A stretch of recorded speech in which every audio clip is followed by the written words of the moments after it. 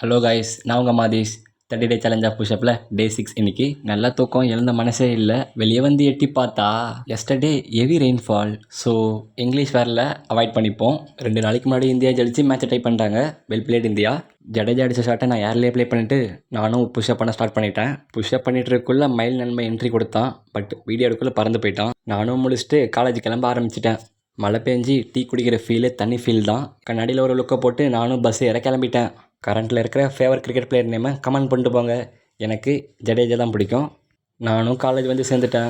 2 நாள் ஒல்லியாக இருந்த பேகு 3 நாள் ஃபேட் ஆகிடுச்சு. பிகாஸ் வர எல்லா சப்ஜெக்ட்டுக்கும் நோட்டு போட சொல்லிட்டாங்க. ஸோ நம்மளும் போட்டுட்டோம். காலேஜ் ஸ்டார்ட் பண்ண 2 நாளே போரிங்காக போகுது. உங்களுக்கு எப்படி போச்சுன்னு கமெண்ட் பண்ணிட்டு போங்க. நமக்கு லாஸ்ட்டு 3 பீரியட் லேபு. ஸோ லேபுக்கு கிளம்பிட்டோம். போன இடத்துல ஒரு சம்பவம். நம்ம நண்பன் CPU ஆன் பண்ணாமலே கம்ப்யூட்டர் ஆன் ஆனு சார்கிட்ட கம்ப்ளைண்ட் பண்ணிட்டான். அப்புறம் ஒரு மலுப்பில் போட்டு நம்மளும் லேப் பண்ண ஸ்டார்ட் பண்ணிட்டோம். சார் ஸ்டெப் பை ஸ்டெப்பாக சொல்ல நாங்கள் பண்ணிகிட்டு இருந்தோம். பட் சார் லாஸ்ட் ஸ்டெப் சொல்லக்குள்ள தான் நாங்கள் ஃபஸ்ட்டு ஸ்டெப்பு கம்ப்ளீட் பண்ணி முடித்தோம். ஃபைனலாக ஒரு ப்ரோக்ராம் பண்ணி அவுட்புட் எடுத்துட்டோம். அந்த அவுட்புட் அந்த ஃபீல் இருக்கே.